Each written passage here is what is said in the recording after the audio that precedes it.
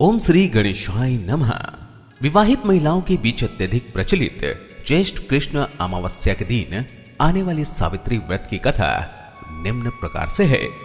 भद्र देश के एक राजा थे जिनका नाम अश्वपति था। भद्र देश के राजा अश्वपति के कोई संतान न थी। उन्होंने संतान की प्राप्ति के लिए मंत्रोच्चारण के साथ प्रतिदिन 1,00,000 आहुतियां दी। 18 वर्षों तक यह क्रम जारी रहा। इसके बाद सावित्री देवी ने प्रकट होकर वर दिया कि राजन तुझे एक तेजस्वी कन्या पैदा होगी।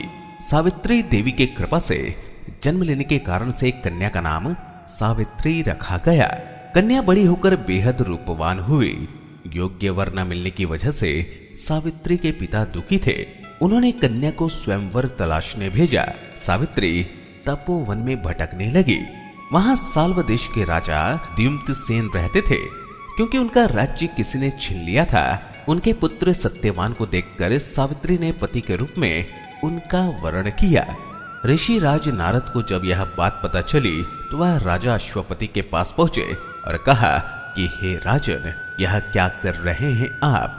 सत्यवान गुणवान है, धर्मात्मा है और बलवान भी है, पर उसकी आयु बहुत छोटी है। वह अल्पायु है। 1 वर्ष के बाद ही उसकी मृत्यु हो जाएगी। ऋषि राज नारद की बात सुनकर राजा अश्वपति घोर चिंता में डूब गए। सावित्री ने उनसे कारण पूछा तो राजा ने कहा, पुत्री, तुमने जिस राजकुमार को अपने वर के रूप में चुना है वह अल्पायु है। तुम्हें किसी और को अपना जीवन साथी बनाना चाहिए। इस पर सावित्री ने कहा कि पिताजी, आर्य कन्याएं अपने पति का एक बार ही वर्ण करती है। राजा एक बार ही आज्ञा देता है और पंडित एक बार ही प्रतिज्ञा करते हैं और कन्यादान भी एक बार ही किया जाता है। सावित्री हट करने लगी और बोली, मैं सत्यवान से ही विवाह करूंगी। राजा अश्वपति ने सावित्री का विवाह सत्यवान से कर दिया। सावित्री अपने ससुराल पहुंचते ही सास ससुर की सेवा करने लगी। समय बीतता चला गया। नारद मुनि ने सावित्री को पहले ही सत्यवान की मृत्यु के दिन के बारे में बता दिया था। वह दिन जैसे जैसे करीब आने लगा, सावित्री अधीर होने लगी। उन्होंने 3 दिन पहले से ही उपवास शुरू कर दिया। नारद मुनि द्वारा कथित निश्चित तिथि पर पितरों का पूजन किया। हर दिन की तरह सत्यवान उस दिन भी लकड़ी काटने जंगल चले गए। साथ में सावित्री भी गई। जंगल में पहुंचकर सत्यवान लकड़ी काटने के लिए एक पेड़ पर चढ़ गए। तभी उसके सिर में एक तेज दर्द होने लगा। दर्द से व्याकुल सत्यवान पेड़ से नीचे उतर गए। सावित्री अपना भविष्य समझ गई। सत्यवान के सिर को गोद में रखकर सावित्री सत्यवान का सिर सहलाने लगी।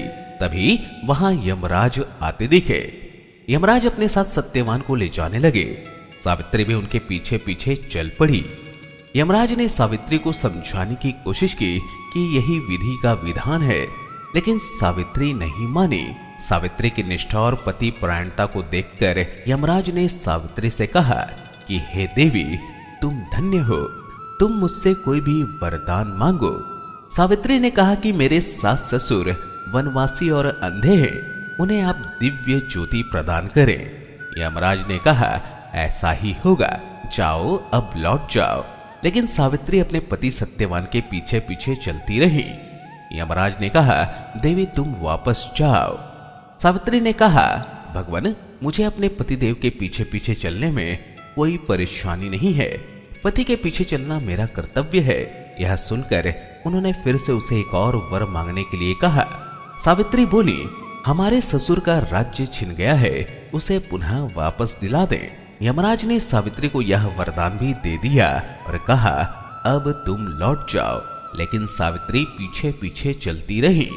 यमराज ने सावित्री को तीसरा वरदान मांगने को कहा।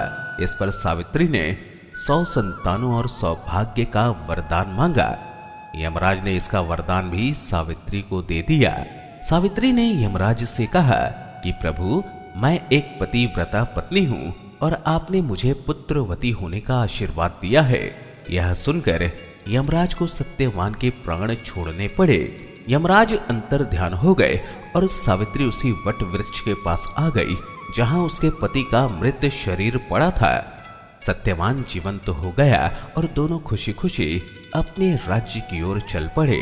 दोनों जब घर पहुंचे तो देखा कि माता पिता को दिव्य ज्योति प्राप्त हो गई है। इस प्रकार सावित्री सत्यवान चिरकाल तक राज्य सुख भोगते रहे। अतः पतिव्रता सावित्री के अनुरूप ही प्रथम अपने सास ससुर का उचित पूजन करने के साथ ही अन्य विधियों को प्रारंभ करें। वट सावित्री व्रत करने और इस कथा को सुनने से उपवासक के वैवाहिक जीवन या जीवन साथी की आयु पर किसी प्रकार का कोई संकट आया भी हो तो वो टल जाता है। इति वट सावित्री व्रत कथा संपूर्ण।